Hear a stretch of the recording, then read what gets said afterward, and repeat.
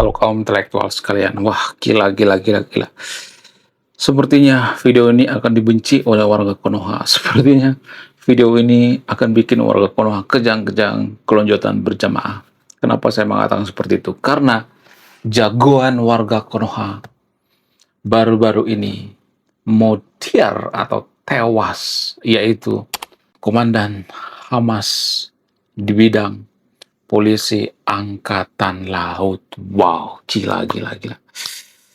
Dan menariknya lagi, ternyata Komandan Hamas yang meninggal ini pernah ikut dan salah satu ya dalang di balik penyerangan 7 Oktober. Bahkan dia berselfie di depan tank pasukan Israel atau IDF. Wow, gila gila gila gila gila. Sepertinya warga Konoha akan kejang-kejang kelonjotan berjamaah mendengarkan berita ini karena jagoan mereka kalah, coy. Ya, biasanya jagoan warga Konoha itu kalah mulu ya kan. Mereka membela Hamas kalah, ya, membela Hizbullah kalah, ya, kemudian Iran juga kalah, ya. Setiap yang dibela oleh warga Konoha itu kalah ya. Kemudian Rusia juga kalah gitu ya. Jadi kita tuh selalu membela yang kalah ya. Nggak pernah membela yang menang gitu. Kenapa sih warga Konoha itu pilihannya itu selalu yang kalah gitu ya? Apakah karena SDM rendah gitu ya, nggak bisa mikir gitu ya kan? Jadi bagaimana dengan kronologi kematian daripada Komandan Polisi Hamas baru-baru ini? Saya bahas ini dari sudut pandang edukasi ya. Mohon maaf ya, saya tidak memojokkan agama apapun di sini ya. Disclaimer on ya. Saya benar-benar netral. Kita bahas masalah ini dari sudut pandang geopolitik. Jangan bawa agama dulu deh gitu ya. Kalau masalah ini dibawa agama, maka akan banyak yang tersinggung gitu ya. Banyak yang kejang-kejang kelonjotan berjemaah gitu. Ya, ini murni geopolitik ya, murni perang gitu ya. Dalam perang itu nggak boleh bawa-bawa agama ya. Kalau perang itu bawa agama, ya Arab Saudi nggak mungkin membela Amerika, pasti membela Hamas, membela Iran. Nggak mungkin Arab Saudi membela Donald Trump, ya kan? Kalau bawa agama. Ini nggak ada hubungan dengan agama ya. Jadi jangan dibodoh-bodohin gitu ya, jangan diperdaya gitu. Hamas itu bawa agama supaya apa? Supaya kita mendukung mereka. Karena mereka nggak punya kekuatan ya. Kekuatan mereka cuma agama. Sehingga apa? Sehingga kita dibodoh-bodohin, diperdaya oleh Hamas ya. Dikibulin gitu ya. Dibodoh-bodohin warga Konoha ya, dari dulu dibodoh-bodohin. Mereka mau Hamas itu tentara Tuhan gitu ya, tentara Tuhan dari mana? Dari Hong Kong ya. Emang tentara Tuhan bisa mati gitu, ya kan? Jadi saya bahas masalah dari sudut pandang edukasi ya, biar kita pahami gitu apa itu geopolitik ya. Jangan sedikit-sedikit bawa agama gitu. Nah, bagaimana kronologi meninggalnya? Kok bisa gitu ya?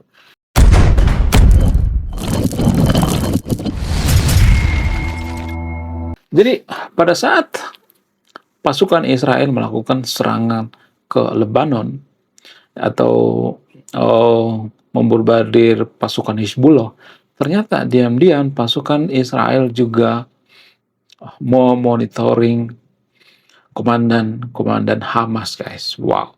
Jadi diduga, ya ini masih diduga ya, diduga polisi angkatan laut atau komandan Hamas ini adalah komandan atau panglima tertinggi Hamas. Karena sekarang itu panglima tertinggi Hamas itu kan sudah nggak ada ya. Mirip-mirip seperti Mojtaba Khamenei atau putra daripada Ayatollah Khamenei. Walaupun nggak pernah muncul ke ruang publik ya, ya warga Konoha kan masih percaya bahwa Mojtaba Khamenei masih hidup. Padahal pada faktanya enggak.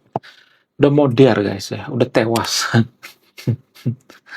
Sudah nggak bernyawa lagi. Cuman warga Konoha ya nggak bisa terima ya. Dari dulu saya udah mengatakan seperti itu ya. Dari pertama kali Mojtaba Khamenei itu diangkat jadi komandan Iran atau pemimpin Iran, saya udah mengatakan bahwa dia sudah meninggal. Ya, sudah is dead. Ya, dari mana saya tahu? Karena menganalisis geopolitik ya. Jadi geopolitik itu sangat menenangkan gitu ya. Kita tahu ya arah keputusan atau kebijakan negara itu kemana gitu. Itu sangat luar biasa ya. Geopolitik itu pelajarannya sangat luar biasa ya. Ya kita butuh yang namanya analisis ya. nggak bisa bawa-bawa agama. Kalau saya bawa-bawa agama, maka saya akan mengatakan, "Oh, nggak enak ya, nggak mungkin lah Mustabah Khamenei itu meninggal. Kan dia kan, diberkati oleh Tuhan ya, nggak mungkin lah," ya. Jadi, kalau kita bawa-bawa agama, maka kita biasanya akan nggak enakan gitu ya. Sehingga apa? Sehingga kita tidak netral gitu. Jadi ternyata pasukan Israel itu juga memonitoring ya pasukan Hamas. Dalam hal ini kalau saya perhatikan, ya suka nggak suka kita harus mengakui bahwa pasukan Israel itu adalah pasukan yang sangat tangguh ya, petarung ya. Walaupun Gajah Hussein sering ngata-ngatain bahwa IDF itu sekarang sudah mencret-mencret ya, sudah nangis-nangis. Dulu Gajah Hussein sering mengatakan seperti itu kan waktu pertama kali Israel membombardir Gaza ya kan. Kenapa seperti itu? Ya karena menghibur diri gitu ya. Ya harusnya pasukan Hamas itu mengetahui kekuatan daripada uh, Israel. Ya, jangan modal nekat gitu ya. Ya, yang permasalahan kan ya pasukan Hamas itu ngumpet-ngumpet gitu ya. Mereka ngumpet di ketiak masyarakatnya gitu. Ya, kalau gentleman ya seperti pasukan Israel pakai baju perang gitu. Bukan pakai baju biasa. Ya seperti itu ya. Jadi kelihatan jelas gitu ya. Itu baru petarung gitu ya. Itu baru kesatria, pakai baju kesatria, bukan malah pakai baju warga sipil, ya kan? Kalau pakai baju warga sipil, nanti tiba-tiba misalnya dibunuh, lalu orang-orang mengatakan, oh itu warga sipil, oh itu bukan tentara, oh itu warga sipil. Ya, jadi susah ya ngasih tahu sama IQ-nya setara gorila gitu ya. Pendukung Hamas itu kan IQ-nya setara gorila gitu. Kalau misalnya mengatakan, oh Israel itu penjajah, saya tidak mendukung itu. Ya, kita bahas dari sudut pandang geopolitik ya. Makanya tinggalkan dulu agama gitu ya. Bukan berarti saya nyuruh yang nonton video untuk tidak beragama atau membenci agama, enggak. Ya, karena dari sudut pandang geopolitik itu kalau sedikit-sedikit bawa agama kita nggak netral. Ya, jadi pasukan Hamas itu ngumpet-ngumpet kan, ya menggunakan strategi hit and run ya, pukul dan lari gitu.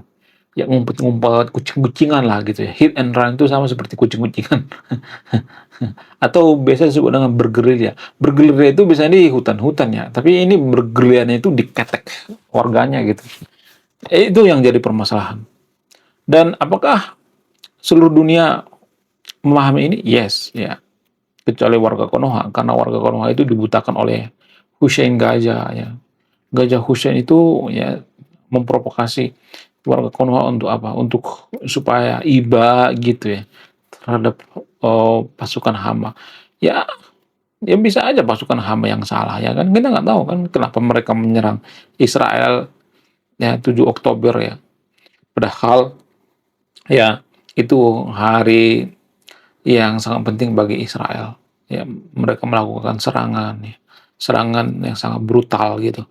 Itu nggak bagus ya. Kalau kita nggak mau diserang ya jangan diserang ya biasa aja gitu. Jangan eh, nyari masalah gitu. Itu yang jadi permasalahan. Ya kalau kita nggak mampu melawan pasukan Israel, ya udah gitu ya udah cicing aja ya, diam aja gitu ya. Ya, ciptain dulu ya teknologi ya, misalnya ciptain B2 Spirit kayak ya, ciptain teknologi pokoknya teknologi yang bermanfaat gitu. Jangan sedikit-sedikit yang ngajak perang gitu. Sedikit-sedikit ngajak ribut. Ya, saya tidak membela Israel di sini, saya bukan buzzer Israel ya, tapi gini guys, kita harus melihat dari berbagai sudut pandang. Kita membela kemanusiaan ya, tapi kita juga harus melihat bahwa kalau ada orang Israel yang meninggal, kita juga harus iba gitu ya. Jangan dibutakan oleh eh, pemikiran yang tidak rasional ya. Kita itu kan selalu berpihak pada Hamas ya. Kenapa? Karena saya iman. Yang kita tuh nggak ada urusan lain selain seiman. Kalau kita nggak seiman dengan orang-orang Gaza, ya maka ya kita tidak akan membela gitu. Nggak akan membela. Karena kita seiman aja. Ya kalau Gaza itu mayoritas Buddha, Hindu, kita nggak peduli kok. Biarin aja, ngapain kita itu bantuin. Ya karena seagama, nggak ada alasan lain ya. Ya baik pendukung Israel juga seperti itu kok ya karena ada dalam kitab suci gitu ya, doktrin gitu ya. Jadi it's all about agama gitu ya. walaupun saya berusaha meninggalkan agama, maksudnya dalam bahas ini ya, dalam bahas masalah ini ya, bukan meninggalkan agama di dunia nyata ya. Saya masih yakin kok dengan agama, ya kan? Saya masih yakin dengan Tuhan kok. Apa susahnya sih meyakini agama? Kan kita nggak butuh effort untuk meyakini agama, ya kan? Apa susahnya sih meyakini Tuhan?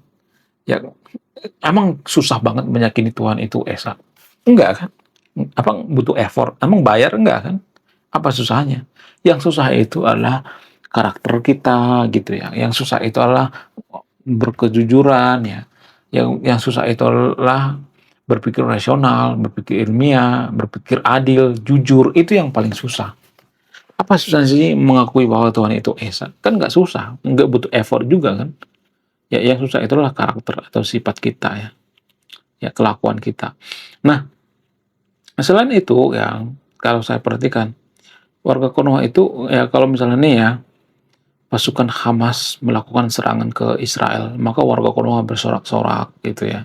Ketika dibalas pasukan Israel, mereka akan teriak-teriak, "Oh, kalian itu ya membunuh warga sipil." Iya, wong tentara Hamas itu pakai baju sipil ya kan, mereka ngumpet-ngumpet di gorong-gorong, ya harusnya ini dong ya, harusnya keluar gitu ya. Jangan ngumpet-ngumpet terus gitu ya. Ya, jangan sembunyi di bawah got gitu ya. Ya, hadapi dengan kesatria gitu ya. Jangan takut gitu. Katanya dilindungi oleh Tuhan. Kenapa takut ya kan? Ini nggak masuk akal gitu. Saya tuh bingung ya dengan IQ warga Konoha. Bodoh banget, tolol banget gitu otaknya ya. Ya pendukung Hamas itu ya bodoh banget. Mereka ikut-ikutan gitu ya. Mereka nggak pernah menggunakan otaknya gitu ya. Berpikir kayak gitu ya. Kenapa Hamas kalah? Harusnya mikir. Oh, karena kurangnya teknologi. Oh, karena kurangnya kejujuran. Oh, karena begini. Harusnya kan seperti itu ya. Bukan malah, kacau deh pokoknya. Menurut kalian gimana? Coba tulis komentar ya. Tidak akan berpihak video ini Anda yang menyimpulkan. Jadi guys, ya. Jadi kita tidak boleh berpihak pada siapapun ya. Kita harus berpihak pada kejujuran. Ya, pada faktanya seperti itu ya. Kita harus berpihak pada yang berintegritas. Menurut data ya, kita bicara by data, Hamas itu salah satu organisasi atau ormas yang paling korup di dunia menurut data. Ya, kemudian IRGC juga seperti itu ya. Rata-rata organisasi yang bawa agama itu biasanya korup guys. Nggak semua tapi disclaimer-nya, tapi biasanya korup. Ya, cuman kalau saya ngomong seperti ini nanti pasti banyak yang kejang-kejang kelonjotan berjemaah. Ya itu menurut data. Justru negara paling korup di dunia ini seperti Afghanistan misalnya, itu kan beragama ya. Itu mereka itu yang sangat-sangat mabuk agama gitu ya, sedikit-sedikit agama. Ya, jadi apakah kita dengan berketuhanan itu langsung jujur? Enggak juga. Ya, jadi jangan terlalu bangga kalau kita bertuhan gitu ya. Jangan terlalu bangga kalau kita meyakini Tuhan itu esa. Jangan terlalu bangga. Banggalah kalau ya agama kita itu bisa merubah karakter kita lebih bagus gitu ya, atau lebih bermoral, berkemanusiaan. Ya, menurut kalian gimana? Coba tulis komentar ya. Saya akan berpihak di belakang Anda yang menyimpulkan. Wah, gila, luar biasa. Akhirnya buku kedua dan ketiga gua rilis juga. Buku kedua gua ini judulnya Budi Tanpa Pekerti. Dari judulnya sudah menarik. Dan kisah daripada buku ini sangat-sangat dilematis sekali. Di mana karakter dalam buku ini bercerita ada dua pilihan yang sangat sulit. Yang pertama, ketika seorang tokoh dalam buku ini tidak bawa-bawa agama saat kampanye, maka dia bisa dipastikan kalah. Tapi ketika bawa-bawa agama dalam kampanye, ketika dia bawa-bawa kalimat insya Allah, maka dia bisa dipastikan menang. Nah, yang jadi pertanyaan, kalau Anda di posisi karakter dalam buku ini, mana yang Anda pilih? Ini temanya sangat cocok dengan tema channel ini, bahas tentang agama. Kemudian tidak hanya ini juga menarik guys ya, Tanah Luka. Dari judulnya juga udah kelihatan ya, ini cerita penuh dengan luka. Dimana kisah dalam buku ini ada seorang kiai yang sangat-sangat dilematis. Dia bingung memilih antara menyelamatkan hutan atau menyelamatkan 1000 anak yatim. Jadi kalau Anda di posisi buku ini, mana yang Anda pilih?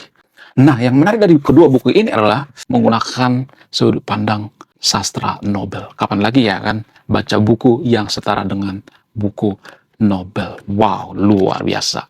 Silahkan di check out sekarang juga. Kalau nggak di check out juga nggak apa-apa. Karena saya nulis buku itu bukan nyari duit sebenarnya. Ya, karena saya pengen berkontribusi terhadap kemajuan bangsa kita. Itu tujuan saya nulis buku ya. Jangan lupa, link pembeliannya ada di pin komentar video ini. Jadi endingnya apa ya? Saya penasaran ini. Saya jadi penasaran ini isinya apa. Beli juga beli ini. Link pembeliannya ada di pin komentar video ini. Oke guys, ya sekian video ini. Saya kaum intelektual, salam rasional.